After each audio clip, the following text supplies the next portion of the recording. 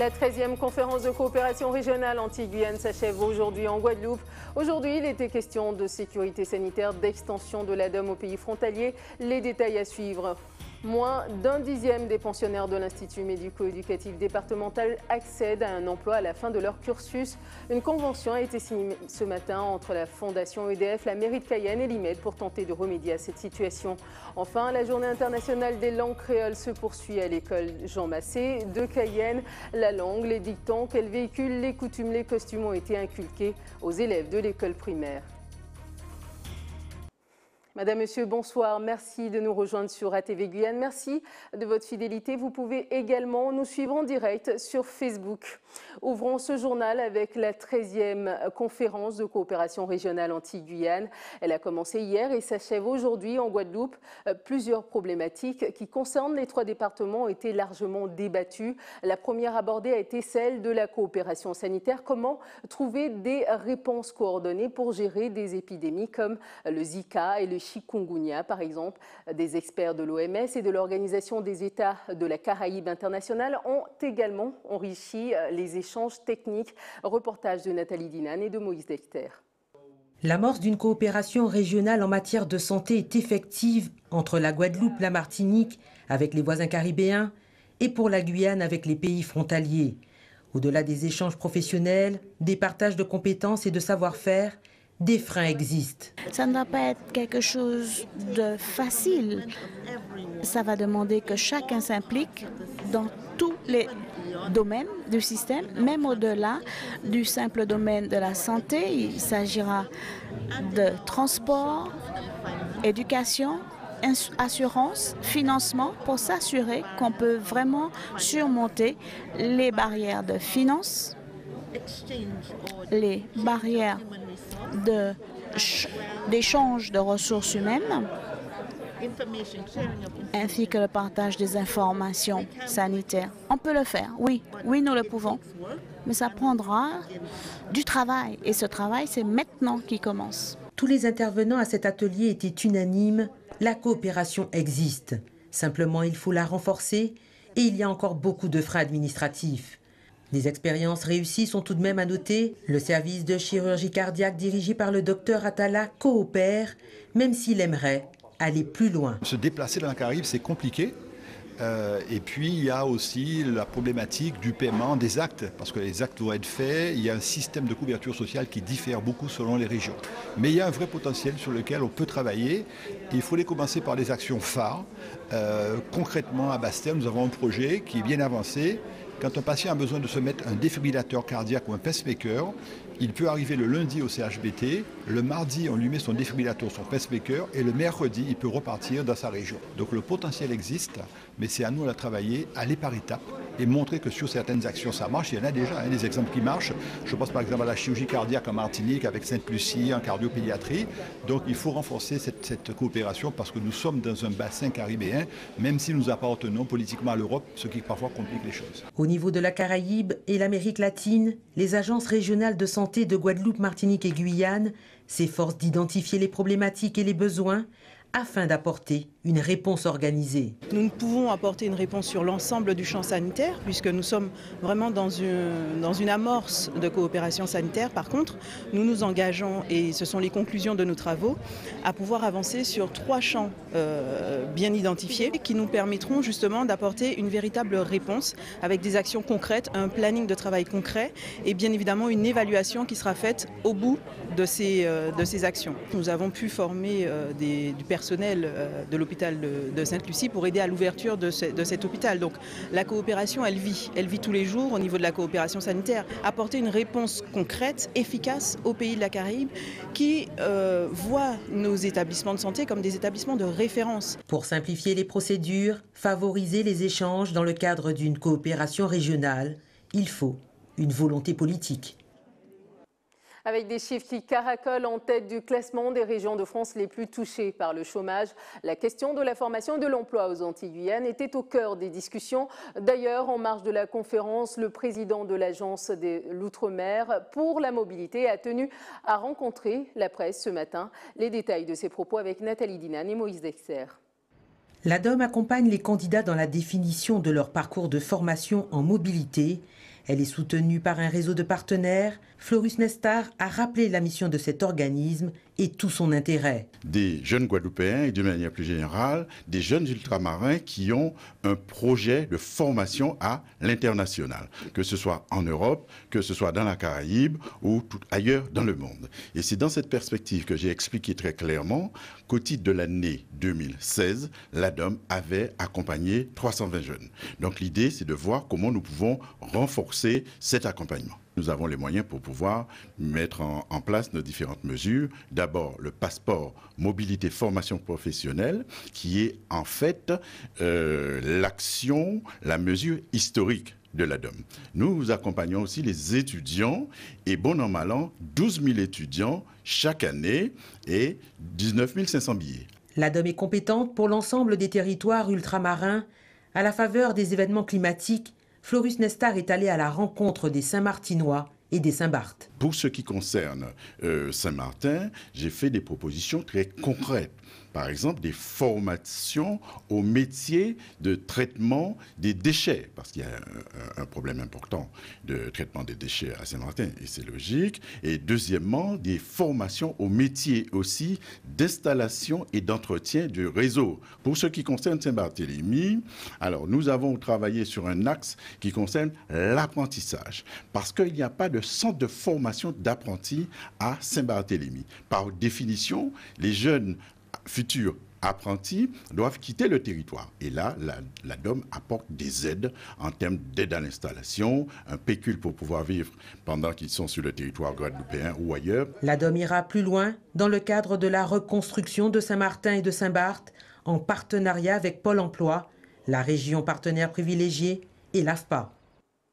Social à présent, le dialogue est rompu après 8 jours de grève des agriculteurs de Macoria. Ils ne souhaitent plus négocier avec le maire Gilles Adelson. Ils disent attendre une décision préfectorale. Le syndicat FDSEA exige la cession gratuite des terrains agricoles obtenus du CNES par la commune en 1996 pour la somme de 50 francs. Christian Epailly, président de la Fédération départementale des syndicats d'exploitants agricoles, était au micro de Galloissim. Moi, c'est clair aujourd'hui, je tiens à vous le dire au niveau médiatique, je n'ai jamais appris à jouer au poker menteur. Donc les choses sont claires. Maintenant, il n'y aura plus de discussion par rapport à la presse. On va simplement demander un débat contradictoire. Parce que tout ce qu'on amène comme élément, le maire dit le contraire. Donc nous avons reçu une lettre ouverte du maire qui répond. Et bien, nous, on a envoyé une lettre au préfet pour demander une réunion d'urgence avec le préfet par rapport à la lettre ouverte du maire. Parce que c'est un système de poker menteur. Nous, on dit un truc qui dit le contraire. Donc, il faut s'asseoir autour du table et maintenant mettre tous les éléments sur la table. Et moi, j'ai dit à partir de maintenant, je ne parle plus. On attend une réponse de Paris à 14 h de notre avocat conseil. Après, on pourra discuter. Parce que pour le moment, on nous fait passer pour des malfrats, pour des menteurs. Donc, les choses sont claires. Et je ne sais pas jouer à ce poker menteur, moi. Je n'ai jamais appris à jouer à ça, moi. Je ne connais pas le maire, moi. Les discussions ne sont pas rompues. Jusqu'à maintenant, on travaille avec l'État, nous. C'est avec l'État qu'on travaille. Et l'État sert d'intermédiaire, de facilitateur du dossier. On a envoyé un courrier au préfet, on attend la réponse du préfet. Et on attend surtout l'analyse juridique de notre avocat. Et après, on va voir qui est-ce que le menteur et qu'est-ce qui dit la vérité. Vous avez vu quelque part qu'on annonce des actions, on n'a rien annoncé. Donc on attend l'évolution des choses. On a demandé une réunion de travail urgente avec les services de l'État, avec le centre spatial guyanais qui est quand même concerné de ce conflit et avec la mairie. On attend la réponse. C'est plus compliqué. Et il semblerait qu'il y a un Père Noël qui est passé hier soir, je ne sais pas à quelle heure qu'il est passé, mais on ne sait pas s'il y a un troisième qui va passer. Donc on attend.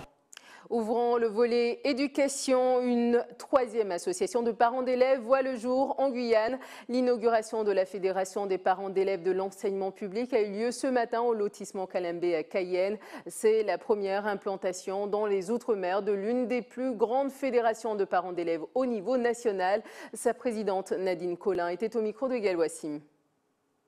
C'est la première fédération des parents d'élèves en France, dans la France hexagonale, qui existe depuis 1926. Et malheureusement, cela faisait défaut en Guyane, notamment connaissant toutes les problématiques que nous rencontrons au niveau de l'éducation ici en Guyane. Donc je pense qu'il était temps que nous implantons ici afin de répondre aux problèmes et pour accompagner les parents d'élèves qui sont très peu accompagnés jusqu'à présent. Nous avons quand même la chance d'être représentatifs au niveau locales, c'est-à-dire nous siégeons au niveau de toutes les instances territoriales, également nationales. Nos statuts nous permettent également d'intervenir au niveau national, donc nous pourrons mener ces dossiers jusqu'au bout et nous pensons quand même que nous pourrons à long terme faire évoluer les choses. Les actions que nous avons l'intention de mener, d'une part, il y a une grande page au niveau social, puisque nous allons faire des bourses aux livres. Ces bourses aux livres vont permettre aux étudiants, lycéens, collégiens à nous en faire des dons. Et ces dons vont nous permettre de prêter aux futurs lycéens afin qu'ils aient le moins de charges possible, connaissant les coûts des livres ici dans notre département. Une troisième fédération n'est pas de trop, bien au contraire, et il serait même favorable pour nous tous les trois de travailler en bonne entente, en bonne symbiose, dans l'intérêt de l'école et des enfants en Guyane. Je vous le disais en titre, moins d'un dixième des pensionnaires de l'Institut médico-éducatif départemental accèdent à un emploi à la fin de leur cursus. Une situation à laquelle souhaite remédier la Fondation EDF, la mairie de Cayenne et l'IMED. Ce matin, ils ont signé une convention en vue de favoriser l'insertion professionnelle des jeunes en situation de handicap. Reportage de Jonathan Lariou.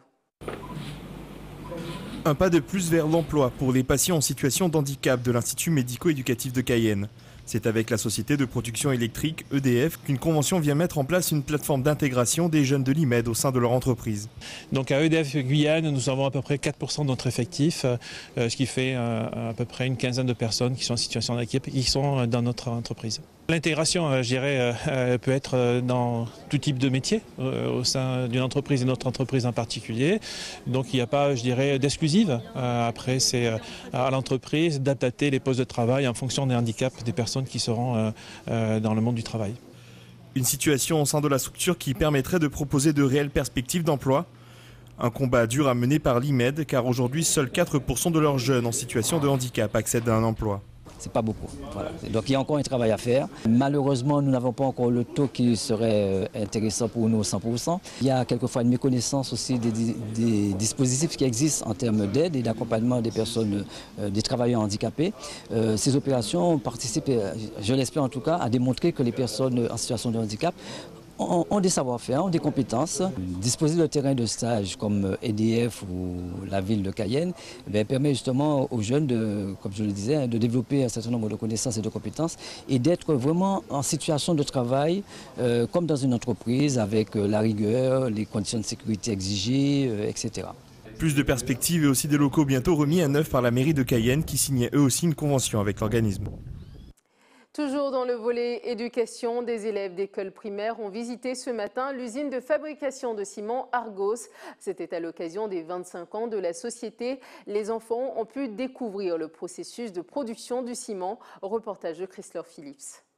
25 bougies, ça se fête. Et pour l'occasion, l'entreprise Argos, spécialiste du ciment en Guyane, a ouvert ses portes à des écoliers. L'occasion pour eux d'en apprendre un peu plus sur ce composant qui fait partie intégrante de leur quotidien. C'est toujours extraordinaire de voir le comportement des élèves vis-à-vis de la nature. Et surtout quand ils se rendent compte que les roches sur lesquelles ils marchent tous les jours ont une vie. Et puis on rêve surtout à long terme de produire des géologues guyanais et des chefs d'entreprise d'usines comme celle-ci pour notre département, pour notre pays. Autre projet de l'entreprise, former des jeunes Guyanais au métier. On veut montrer qu'il faut de l'industrie en Guyane. On ne peut pas construire un pays s'il n'y a pas d'industrie. On ne va pas construire un pays sur du négoce, ça n'est pas possible. Il faut créer des emplois, il faut embaucher des Guyanais, ils font des études, il faut qu'ils soient valorisés, qu'ils travaillent dans leur pays. Ça, c'est une belle chose. Et pour ce faire, nous prenons des stagiaires tout le temps. Avec 7 stagiaires intégrés à l'équipe, Argos permet à de jeunes étudiants de se familiariser avec un milieu qui reste parfois assez opaque aux yeux des kidam. Dans le laboratoire, il y a tout ce qui est chimie avec produits et tout. Il y a ceux qui ne savent pas vraiment ce qui se passe dans les labos. Et comme c'est la première fois que je viens dans le labo, c'est pour ça que je suis venu ici. Il faut être minutieux dans un labo. Il faut faire vraiment très attention, il faut être concentré, pas se distraire parce qu'on peut très vite faire une bêtise. Pari réussi pour l'entreprise qui a su capter l'attention des plus jeunes et qui ouvrira ses portes ce samedi 18 novembre au grand public. Oui, ça nous sert vraiment. La journée de la langue créole joue les prolongations à l'école Jean Massé de Cayenne. Les élèves ont défilé en robe traditionnelle ce matin. 32 boutons, robe tétèche, un moment de transmission dans ce reportage de Stéphane Govindin.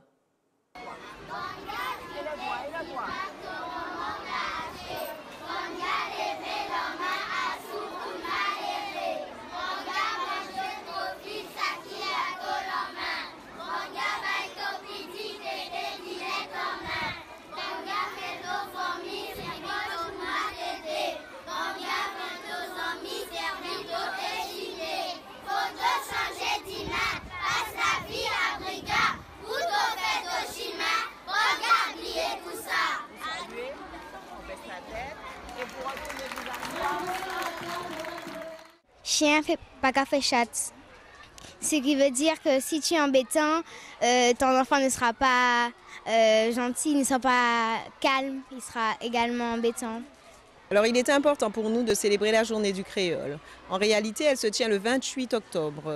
Il était important de bien préparer la journée, donc nous n'avons pas pu le faire avant les vacances de Toussaint.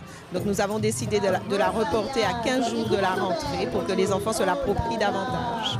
Alors, le créole dans nos classes bilingues doit être à parité égale horaire. Les enseignants doivent, dans les différentes matières qui sont proposées, parler autant en français qu'en créole. Maintenant, ce ne sont pas seulement nos classes bilingues qui parlent créole. Les enseignants de l'école se redéploient autour des autres classes de l'école, mais pour mieux s'approprier la culture. Un peu moins la langue, un peu plus la culture de chez nous. Un mot de santé à présent avec ces médicaments qui pourraient être nuisibles à la santé. Actifed jour et nuit, Nurofen rhume, Rinadvil rhume et Exaspray. La liste des médicaments pointés par la revue 60 millions de consommateurs est encore longue. Vendus sans ordonnance, leurs composants pourraient bien se révéler dangereux pour la santé. Explication d'Anaïs Gall. Déjà 13h et la salle d'attente de ce cabinet médical ne désemplit pas. Aux grands mots, les grands remèdes, aujourd'hui Carole et Louis-Émile ont fait le déplacement pour consulter leur médecin. Mais en cas de petite douleur, ils préfèrent se soigner eux-mêmes, de préférence avec des remèdes naturels. Le Doliprane, quand je le prends, parfois j'ai des brûlures d'estomac et je sais que ça amène parfois d'autres maux. Alors je préfère le médicament remède rasier. J'ai la fâcheuse habitude de lire les effets secondaires et c'est quelque chose de très flippant. Bonjour, docteur. Asseyez-vous. Max ne peut pas en dire autant, lui pratique souvent l'automédication en premier recours. Comme de nombreux Français, il opte pour des médicaments sans ordonnance à condition de faire bien attention. On regarde la notice, on se dit qu'il ne faut pas dépasser un certain nombre, donc on essaie de respecter au mieux que ça, sinon quand on voit que ça ne passe plus du tout, ça ne calme pas, on fait comme on fait ce matin, on ira voir le médecin. Pourtant, les traitements sans prescription seraient loin d'être inoffensifs, au contraire. D'après une étude menée par 2 spécialistes de la pharmacologie, parue récemment dans le célèbre magazine 60 millions de consommateurs, près d'un médicament sur 2 serait à proscrire. Jugés plus risqués que bénéfiques, notamment en raison de leurs éventuels effets secondaires. On peut se retrouver avec des effets secondaires plus ou moins graves, mais on peut se retrouver avec de vrais effets secondaires graves. Par exemple, le Doliprane, tout le monde le prend comme un bonbon, alors que le Doliprane est très dangereux, c'est un hépatotoxique. Donc il y a des cas de surdosage en Doliprane qui donnent lieu à des transplantations hépatiques, à des insuffisances hépatiques sévères, voire allant à la transplantation hépatique. Sauf que dans l'automédication, c'est j'ai mal à la tête, je prends ce qu'on je pense va me soulager, mais je ne sais pas ce que j'ai. Sur ces étagères, une panoplie de médicaments en libre service pour traiter les petits maux sans gravité. On a parlé tout à l'heure de l'aspirine, par exemple, qui est déconseillée chez la femme enceinte.